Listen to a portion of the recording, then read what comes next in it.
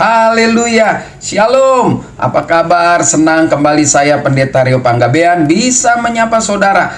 Tentu harapan saya, doa saya, saudara dan saya tetap konsisten memilih bersukacita, hidup di dalam Tuhan. Karena dengan sukacitalah kita bisa mengatasi setiap persoalan dan kita bisa menang atas persoalan itu. Hati yang gembira adalah obatnya. Jadi mari kita terus bergembira. Terutama di bulan ini, di bulan Desember, saya pikir kita semua gereja secara organisasi sedang mempersiapkan sesuatu yang luar biasa menjelang atau untuk merayakan ulang tahun Tuhan kita Kristus Yesus, Tuhan dan Juru Selamat, merayakan Natal. Itulah sebabnya saya memilih satu bagian firman Tuhan yang saya pikir sepanjang bulan ini juga akan banyak dikhotbahkan oleh para pengkhotbah atau para pendeta. Firman Tuhan itu terambil di dalam Lukas pasal yang kedua, tetapi saya tidak baca semua, saya hanya membaca mulai dari ayat ke-8 sampai ayat yang ke-11. Lukas pasal 2 ayat 8 sampai 11 bercerita atau berisi demikian. Di daerah itu ada gembala-gembala yang tinggal di padang menjaga kawanan ternak mereka pada waktu malam.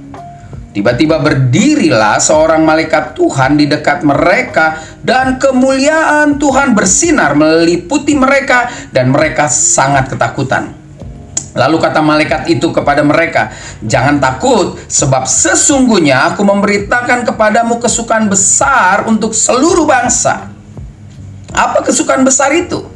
Kesukaan besar itu adalah hari ini telah lahir bagimu juru selamat, yaitu Kristus Tuhan di kota Daud, ya, di Bethlehem, ya. Kalau saudara suka ke atau pernah pergi Holy Land atau Promised Land, saudara pasti akan dibawa ke tempat di mana Yesus lahir di kota Bethlehem.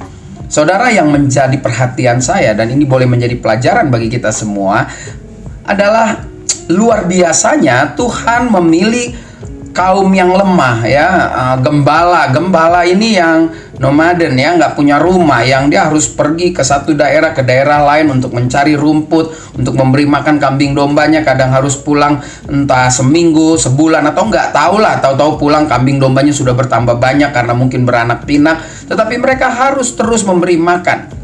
Harus kasih rumput yang hijau, air yang baik, yang tenang. Seperti kata pemazmur, dikatakan Tuhan adalah gembalaku, takkan kekurangan aku. Ia membaringkan aku di padang yang berumput hijau dan memberikan air yang tenang. Nah, itulah tugas para gembala yang luar biasa. Dan mereka bukan masuk dalam golongan orang-orang yang ada di posisi menengah ke atas. Bahkan mungkin saya boleh katakan mereka menengah ke bawah lah. Hanya kerja jaga kambing domba.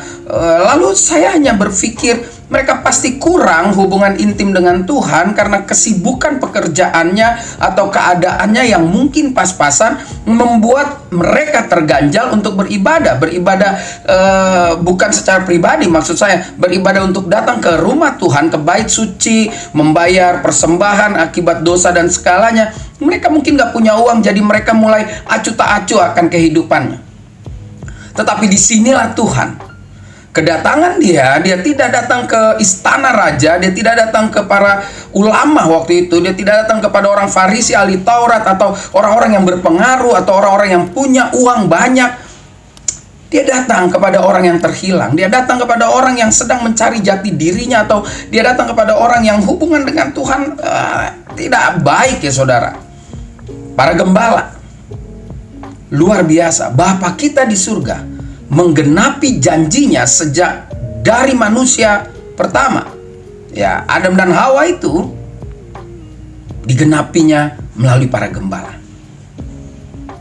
Gembala itu takut, itu menunjukkan bahwa dia tidak baik hubungannya dengan Tuhan lah, ya. Namanya segala hal yang spiritual, yang rohani datang dari surga, dilihat ada bala tentara malaikat, dia ketakutan dong. Mungkin dia pikir, kenapa mesti saya? Jangan-jangan saya mau mati, mau ditarik nyawa saya. Dan berita yang luar biasa yang tadi kita baca di ayat ke-11. Wow, berita itu disampaikan kepada para gembala lebih dahulu. Hari ini telah lahir bagimu seorang juru selamat, yaitu Kristus Yesus, ditambahkan lagi Tuhan di kota Daud. Saudara, menjelang Natal ini kita boleh belajar. Jangan pernah kita berpikir bahwa kita nggak berharga di hadapan Tuhan. Jangan pernah berpikir bahwa sepanjang tahun ini dari Januari saya hanya berkomitmen saja sama Tuhan. Saya hanya mengatakan saya mau pelayanan, akhirnya saya gagal. Saya mau ini, saya mau itu, saya mau buat komitmen dan kita gagal. Dan hari ini waktu engkau mendengar firman Tuhan, lalu kau merasa tertuduh bahwa saya jadi orang Kristen, kayaknya memang saya nggak berguna. Udahlah, saya lebih baik kayak para gembala. Gua percaya Tuhan, tapi yang penting udahlah begini-begini aja. Dengar baik-baik firman Tuhan hari ini. Bagaikan malaikat yang datang dari surga dan mengingatkan saudara dan saya, hari ini telah lahir Kristus Yesus Tuhan di kota Daud. Saudara dan saya menjadi orang yang bisa mendengar kabar sukacita itu. Dan kabar sukacita itu, itulah yang akan memenangkan kita. Jadi menjelang Natal ini, menjelang kita merayakan Natal di gereja saudara masing-masing, atau mungkin saudara sudah merayakannya ketika menyaksikan tayangan ini. Satu prinsip hidup kekristenan kita bahwa Tuhan Yesus mengasihi kita. Dia mengasihi kita tanpa batas. Mari kita meresponinya dengan penuh sukacita. Terus hidup kita menjadi berkat. Hidup kita seperti malaikat itu yang mewartakan kepada setiap orang yang mungkin sedang kehilangan jati diri, atau mungkin sudah mulai lelah dengan imannya, dengan mengatakan hari ini sudah lahir bagimu seorang juru selamat, yaitu Kristus Yesus Tuhan di hatimu. Haleluya. Jadi terus tetap semangat. Tetap maju dalam Tuhan, pertahankan kebenaran yang sudah kita terima, untuk berani hidup di dalam kebenaran. Dan hidup di dalam kebenaran itulah sesungguhnya akan membuat kita merdeka. Dan waktu kita merdeka, kita tidak lagi punya mental seperti para gembala, tetapi mental kita adalah mental gembala yang sudah dimenangkan di dalam Kristus Yesus. Saya Pendeta Rio Panggabean, sampai jumpa pada tayangan berikutnya. Tuhan Yesus memberkati kita semua. Shalom.